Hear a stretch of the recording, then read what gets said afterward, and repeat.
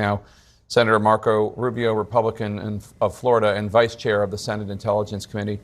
Senator, thanks so much for joining us. Obviously, this was an intelligence failure.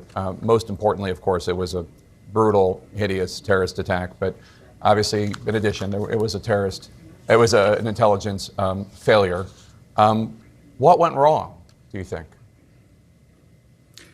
Well, first of all, I don't characterize the nature of intelligence in general, certainly not American intelligence. The Israelis themselves have said, their public officials have admitted they were caught surprised. They certainly weren't prepared. And that's a process they're going to have to go through. And they've done that in the past when there have been failures. Now they need to win a war, and they need to destroy Hamas, and then that moment will come.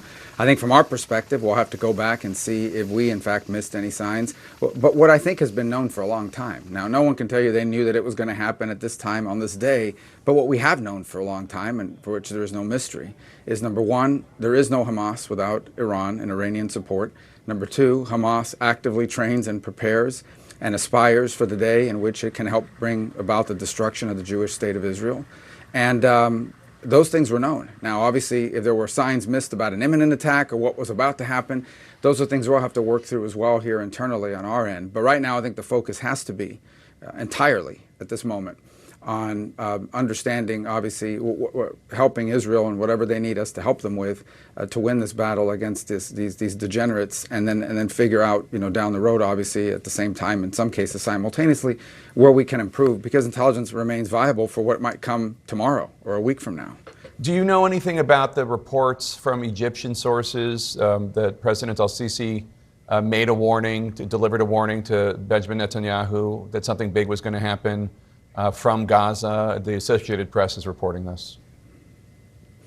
Well, all I know is what the Israeli response to that has been. I believe they have denied that as being the case. I can only speculate that if that were the case, I don't know why Israel would ignore that. I don't believe they would. To the extent that, but that's all I can comment on it, obviously, is that's all I've seen. I saw that reporting on it today, and obviously I've seen the Israeli denial. Is there a way for Israel to destroy Hamas without causing massive casualties against the innocent people of Gaza? There are more than 2 million people in the Gaza Strip, and roughly 1 million of them are children. Yeah, I don't think there's any way Israel can be expected to coexist or find some diplomatic off-ramp with these savages. I mean, these are people, as you have been reporting and others have seen, that deliberately targeted teenage girls, women, children, the elderly, not just for rape and murder, but then dumping their bodies off in the streets of Gaza, where the crowds can then defile their lifeless bodies. I mean, just horrifying things, and I don't think we know the full extent of it yet. I mean, there's more to come in the days and weeks ahead. You can't coexist. They have to be eradicated. And you've pointed out to the very difficult challenge ahead. This is going to be incredibly painful. This is going to be incredibly difficult, and it's going to be horrifying, the price to pay. But even more horrifying is allowing a group like this to continue to be a viable group operating from a space that they control. I wish, in an ideal world, people would tell you that there is, but I just don't. I don't see any other option. It's a terrible option, but it remains the only option. And I think the blame will squarely be on Hamas for using people, human beings, as they have for a long time, and the way Hezbollah does as well, as shields. They deliberately put their missile launchers, their headquarters, their operational near places they know where civilians are going to be. Israel's in a very difficult spot here with no great options, but only one option that actually serves their national interest. And I just don't see any other way forward. I hate to say it, but that's just the case. You warned back in March that the internal political strife in Israel between Netanyahu and the Israeli Supreme Court was weakening its security, its readiness, and it was a cause for concern. I know that your answer is likely going to be that it's time to focus on defeating Hamas and the like, but do you see those vulnerabilities as having played out here?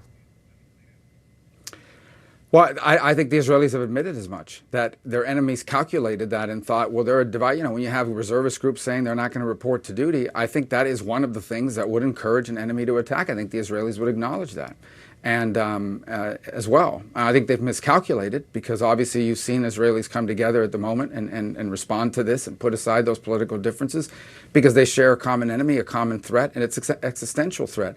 What everybody needs to understand, I know you've reported this and others have said it, Hamas, the clear goal of Hamas is not to take back land. The goal of Hamas is to eradicate, to eliminate the Jewish state of Israel, that there be no Jewish state of Israel. That's their goal.